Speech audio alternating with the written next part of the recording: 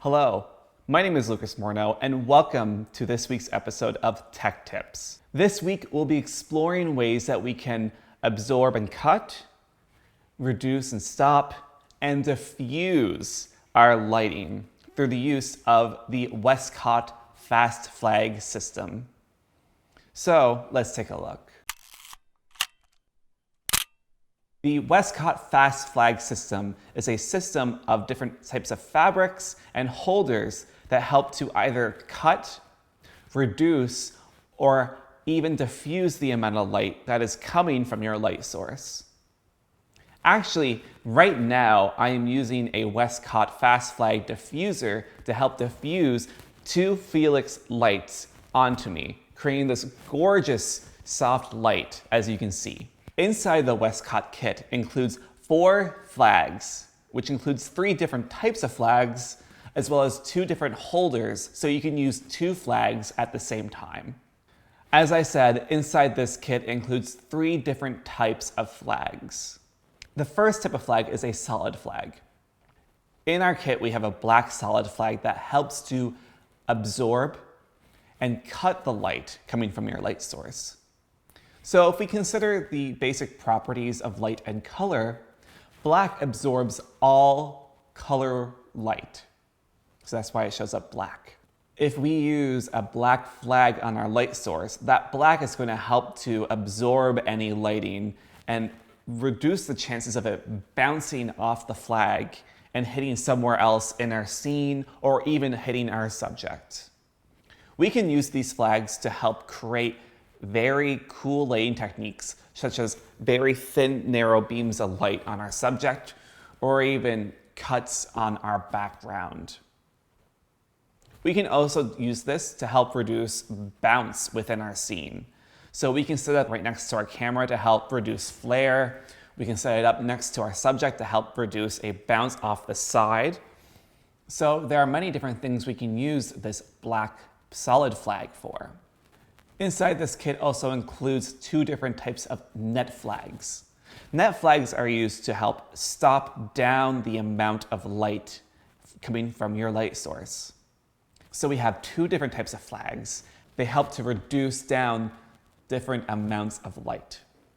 So if we take a look at the 2 different types of flags, we can see that our green flag has less mesh than our red flag. Our green flag is designed to stop down 1 stop of light, whereas the red flag is designed to stop down 2 stops of light. We can use these flags to help control the amount of light in our scene. So let's say that we want most of our light on our subject, but there are areas of our subject that we don't want lit as much. We can use these flags, these net flags, to reduce the amount of light on certain areas of our subject or on our scene. The 2 net flags also feature an unhemmed side.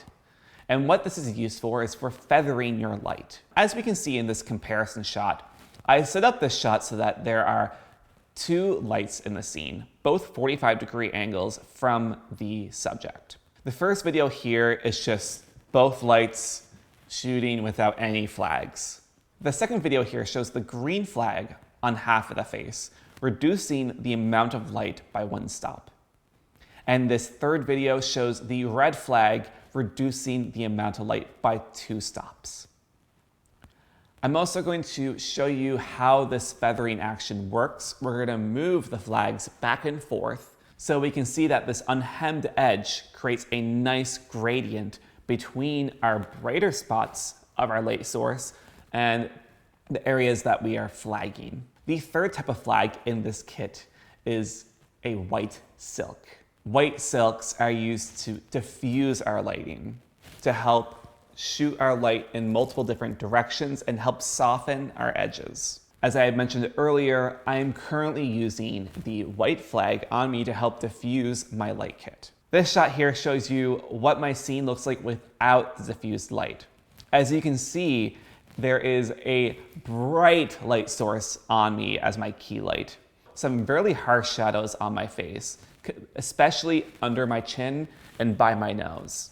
This isn't the most flattering type of lighting, so that's why we want to soften our light with diffusion. But there's no problem with shooting with a harder light to have harsh shadows. You can create different tones or atmospheres with that. This white silk also features an unhemmed edge for feathering.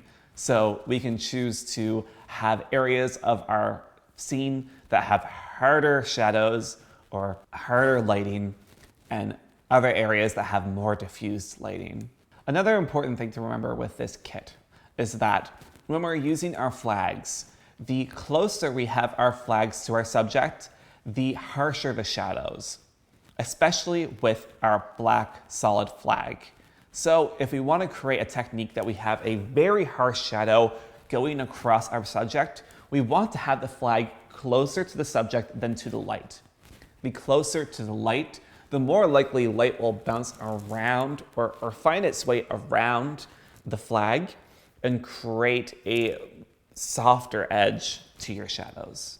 To install these fast flags, all we have to do is take the fast flag holder, slide up the two poles, and lock them into place.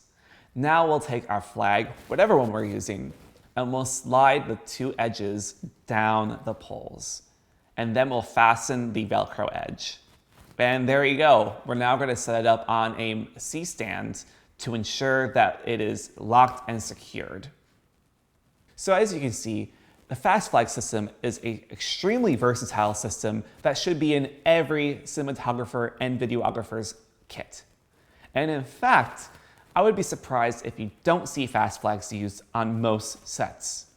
Now, people might be using softboxes or other ways of diffusing light, but fast flags are some of the fastest and most versatile ways to help diffuse, absorb, cut, or stop down your light.